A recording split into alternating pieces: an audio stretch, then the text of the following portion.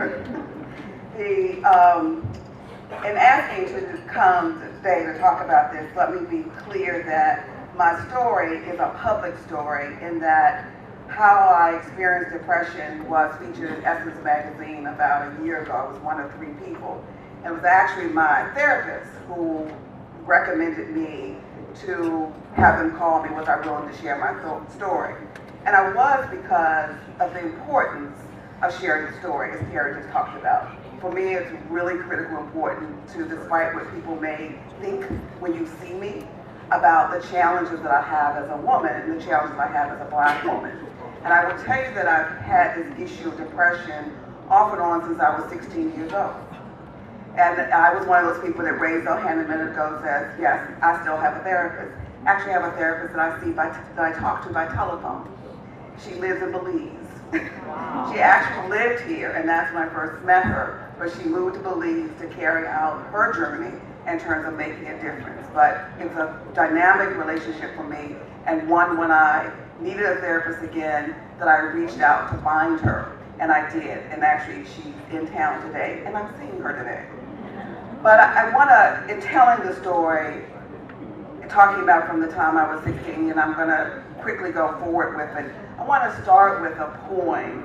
Part of my journey was making sure that I did journal. And I wrote poems through the depression, particularly as it was very intense for me. Probably around 21 is when this poem was written. And so it's called Loneliness, Yet Not Alone. Surrounded by family, friends, and lovers, yet lonely, yet not alone. Everyone protests dying love. Then they hasten to add, I hope you don't need it today. Lonely, yet not alone. Must I be ever so constant pillar of strength? Can't I cry, be depressed, long for someone's arms around me? Oh yes, just once, let me be cuddled and rocked to sleep. Let my woes be shared. Is there any day when I don't have to be strong? How hard it is to communicate these emotions that I feel. I fear to whisper these needs above the listening ear of my inner self. For those surrounding me can only hear, no time for them today. If they would only listen, or perhaps if I could communicate better, tell them, that they would hear what I have to say. Allow me but 1 hour to cry, be depressed, be comforted by someone. Don't they know that's all I need? Then I can be the pillar of strength. Then my needs are indeed met. This is a very depressed young lady that wrote that poem. And shortly thereafter that, I also was able to find a therapist. And that was a gift from my father, actually. My depression began the time that my dad left. My parents became divorced, and I was my father's favorite child. And like many children, felt like that divorce was a part of it, because it was because of me. Became my mother's partner in raising 3 siblings. Moved on, but again, was used school in terms of academically excelled. I used that to bury my depression.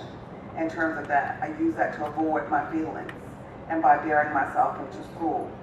But that depression didn't leave, and so again, by the time I got out of graduate school, was able to go to a therapist that was turned out to have been a friend of the family's and a friend of my grandmother, who at that time deceased, and it was her gift to me, she said, to take me to therapy. It was a phenomenal experience, and phenomenal for many reasons in terms of going through that first experience with a therapist, because I discovered something about myself besides discovering tools in terms of using to handle the depression. I also discovered a gift that I have that made my depression and my mental health challenges particularly challenging for me. I'm only going to mention it briefly, not a lot of in-depth, but what I discovered through that is I'm an empath. And I don't know those of you that know what an empath is, but I literally can pick up other people's emotions and energies. It's a gift. But that gift led to a great deal of depression because I couldn't separate out my own feelings versus what I was picking up for other people. The most phenomenal experience happened in that therapeutic session where I was literally sitting down next to someone, a white male, in a group session, a big group and individual, and he was talking about his father and the pain, but he had not been able to cry. I burst out crying, and I was just tears coming down my face. And I looked at him and I said, Ira, these are not my tears. These are yours. This is your pain. Immediately, Ira started crying. I stopped. So it's a gift I had to learn to separate out in terms of to make sure that when that comes about, that I'm clear about other people's stuff versus my stuff, so that I can really handle it in terms of move forward. But also the depression came back again in terms of I got married when I was 40. Lots of challenges in my life around that time, both in terms of work, and again, that sense of self-worth and who was I, and was I good enough, and all the responsibilities I had. And I went back to therapy in terms of learning a different set of tools to manage it, to move the agenda forward. But I also will tell you that I learned then that there was no shame in seeking a therapist when I needed it. And one thing that therapy taught me was making sure I used my friends, trusted relationships, to talk it out, to make sure that that was a part of my life, but to always stay in tune with myself. And that second time around in terms of therapy was also critical in terms of just being clear for me who I was and who God was in my life, and that didn't make having a therapist a bad thing.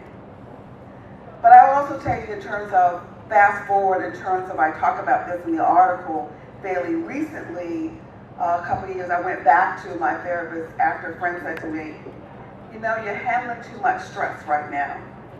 Doesn't make sense for you to be going through all you're going through, and you know you need to go back to your therapist. And I was like, oh, no, I'm fine. Like the second dinner we had, I said, okay, you're right. Let me just give it up. I really do need to go back. And that was because in that period of time in my life, it's now about 3 years ago, my husband had suffered 7 strokes. In 2 years, I was a caregiver. He is still paralyzed in terms of his right hand, right side. I manage a major foundation in the area. I have to raise funds, $1.5 billion every year. I have to make payroll for 17 people. I also, obviously, a major breadwinner in my house, and I am the oldest sibling in charge of everyone else, and my parents are deceased, and I have a sister who's paranoid schizophrenic. And so I was managing all that under the guise of, oh, I can handle this. Bull. Really bull. And with that, I went back and I found her. Melba's her name, Dr. Melba Green, and I went online to find her, and actually that's when I learned she was in the lead. And actually reached back out to her and went through this and began to also understand something else for me and for the work that I do about this issue of depression. Terry talked about it in terms of the impact of post-traumatic stress in our communities. What I've been able to do in understanding this issue of depression is to be beyond the issue of depression, and that it's also to take this into my work and taking in my work from a policy perspective. What we're very clear about from data and research, particularly in urban communities, lots of the challenges that are faced, particularly by men, but certainly by Black women, is about that trauma. It's about that stress. There's now data that points out what happens to women in terms of, to young children in terms of that stress. And there are actual policies and inside of systems of what we would describe as racialized policies that disproportionately impact people of color. That is now my passion and my fight in terms of recognizing the importance of individually seeking treatment, but recognizing that some of that is built inside of the policies that we have both in private and public sector inside of structural racism that exists, that it's not intended. It's not intended, often unintended consequences. But I got very clear about that also in building it from some of the microaggression that happens to me. And being clear about who I am and being clear about where I stand with my own sense of depression as I sit in lots of tables in this city and across the country and sit with lots of folks who want to dismiss me. And I'm not to be dismissed. To be very clear, I am not to be dismissed. But it got me clear in terms of making that distinction. And I would kind of end and sharing my story about where that's taken me to what my therapist had me do in terms of we began a couple of years ago again was to be clear about the affirmations for myself and what those affirmations are. So I share them again in the Essence article, but I'll share them with you. And I urge you to make your own affirmations for yourself, for your life, what you affirm in terms of who you are. I am spiritually in touch with my Creator and my spiritual inner being, and I am spiritually healthy. I am financially wealthy and debt-free.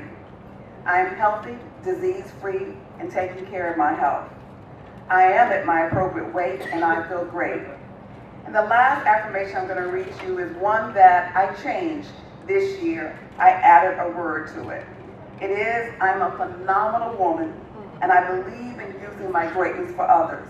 And the word I added this year, and using my greatness for myself. Thank you.